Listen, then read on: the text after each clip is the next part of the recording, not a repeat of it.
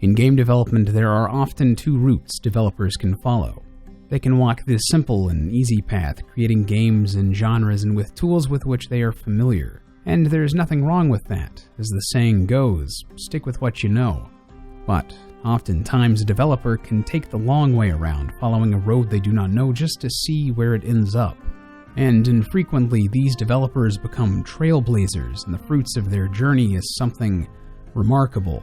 Such is the case with Guerrilla Games' Horizon Zero Dawn, a game created by a team with little to no experience in how to approach a genre.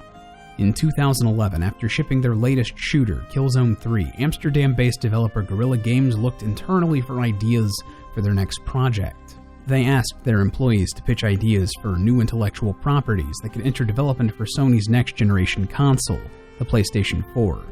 According to game director Matthias de Jonge, Guerrilla's employees presented nearly 40 concepts to the company's leadership, which was then narrowed down to just 3 or 4 that could be feasibly developed. This was later parsed down to only 2, one which was prudent, described as the right choice for the developer, and an open-world title codenamed Horizon. This pitch was sold as a pretty fresh mix of ingredients, the BBC nature documentary kind of feel, and then the sci-fi elements with the robots. In the end, Guerrilla committed to developing Horizon in 2011 because it was the bigger risk. It was a genre the team had little experience in, and they'd basically have to start from scratch. Initially, a small team of just 10 people were assigned to work on prototypes for Horizon, which was later increased to around 15 or 20 as early development continued. The rest of Guerrilla's staff focused their efforts on a new installment of their Killzone franchise, Shadowfall, to launch alongside the PlayStation 4. Amongst the first prototypes built for Horizon was a crude interpretation of what would become the game's iconic Thunderjaw enemy. Originally, in these first demos, de Jonge described the Thunderjaw as just a series of shapes resembling Lego blocks, cobbled together with ugly, jerky animations. Many of the ideas built during this early phase of development would become integral in Horizon's final product. After work on Shadowfall was completed and the game went gold, the rest of Guerrilla's team joined in on the development of Horizon. However, the transition from the shooter to their new title wasn't as smooth as they'd hoped. In what the team described as a major uh-oh moment, they realized very quickly that they didn't know how to approach Horizon because very few of them had experience in open-world role-playing games. Art director Jan Bart van Beek went so far as to describe it as a harsh 180-degree turn for the company, and the entirety of Horizon's 5-year development cycle was a constant learning experience for most everyone involved. In the end, new talent had to be hired, including a team of quest designers and writer John Gonzalez, who'd previously worked on Bethesda's Fallout New Vegas. Because many of the main concepts of the game were already in place with Horizon's initial pitch, its setting, tribalistic human characters, and robotic dinosaurs, Gonzalez's main job was to create a connective tissue for a cohesive narrative. The quest design team then took that narrative and broke it down into chunks for the purposes of the gameplay. De Jonge credits their work on those early demos for keeping the project together on the whole. Even if a majority of Guerrilla's developers were unfamiliar with open-world games, a foundation had been laid, which allowed for the team to start building the world of Horizon. He explained, "I think it's actually has been really good that we have been able to define all of the rules of how this world operates. Because it has such crazy elements mixed together, we wanted to make it feel like it was believable." The difference in genre between Horizon and the Killzone franchise presented several additional challenges for the team, who were used to setting up an encounter and being able to predict exactly how a player would progress through it, simply because they had control over where and when the player would enter the area. In an open-world game like Horizon, however, the player could approach an encounter from any direction they saw fit. Additionally, the team built the game using their in-house Decima game engine, one originally designed for the dank passageways of a corridor-based shooter like Killzone. Several aspects of the engine had to be tweaked to work in the larger, open spaces of Horizon. Still, their familiarity with the tools of the engine did ease several potential problems with development. The team also wanted to have a solid bedrock established with their story and universe, drafting many potential narratives very early into development. De Jonge said in total they wrote roughly 20 different stories, some with different and in many cases multiple player characters. In the end, a common thread was established. The title would take place roughly 1,000 years in the future with animalistic robots roaming the world.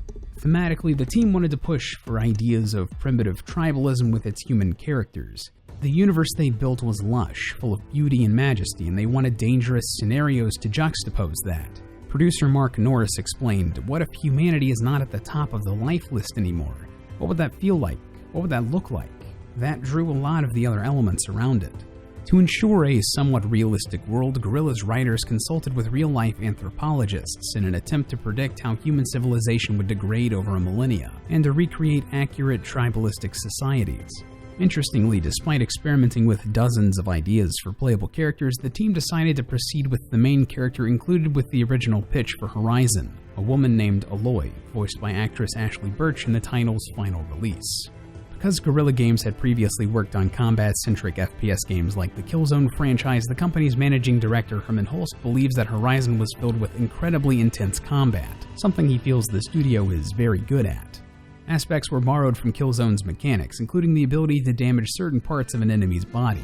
For example, you could injure their knee, forcing them to fall to the ground where they would be more easily defeated. And this idea was taken to the logical extreme with the robotic enemies of Horizon, allowing players to pry off individual armor plates.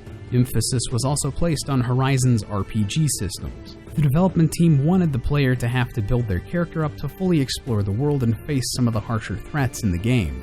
For example, that Thunderjaw enemy is not one intended to be taken on at lower levels. In fact, the team believes a player would have a pretty bad time if they were inclined to do so. However, weaker enemies and easier quest objectives were placed throughout the world to let the player build up to those challenges. Additionally, the team didn't want to include any explicit tutorials, instead desiring the player to discover what works and what doesn't for themselves through trial and error. Still, Guerrilla didn't want their progression system to feel like that of a typical RPG. Norris explained that in games like the similar Elder Scrolls titles Morrowind and Oblivion, enemies in the world tend to level up with your character, providing a consistent challenge. Guerrilla, however, decided to switch things up, splicing in easy and difficult enemies throughout the entirety of the map. In addition to being more realistic, a lot of the challenge in Horizon could potentially come from the player hunting weaker monsters while avoiding some of the more powerful enemies early on. Then, once the player is more powerful, they could take on those stronger enemies. This also meant that the player wouldn't be able to return to early areas of the title and God mode through them, as one of the developers put it. Work on Horizon progressed normally for most of its development cycle, with Sony investing $47 million into the project. Of course, though being a massive AAA game under development at a studio owned by one of the big three console publishers, several prying eyes looked on the development of Horizon. This resulted in several major leaks, the most significant occurring in September of 2014, when several pieces of concept art in the title Horizon was leaked onto a Chinese message board. Horizon Zero Dawn was officially revealed at Sony's E3 2015 press conference, and then later released in North America on February 28, 2017. It was released in Europe the following day. Critical reception for the title was overwhelmingly positive, with critics praising Guerrilla's approach to the open-world genre, storytelling, enemy designs, and the characterization of Aloy. As of the making of this documentary, Horizon was one of the most successful new IPs launched for Sony on the PlayStation 4, with 2.4 million units moved. And the game even outsold Nintendo's similar Legend of Zelda Breath of the Wild during its first week of release in the United Kingdom. Horizon has so far been the biggest launch for Sony since Uncharted 4. In every way possible, Horizon was a risk. An open-world RPG made by FPS developers, a strange and colorful world in a landscape of gray and brown shooters, and a new intellectual property in an industry that favors the pre-established. But taking that scenic route worked for Guerrilla Games and their new franchise, and personally, I can't wait to see where they take it and us next.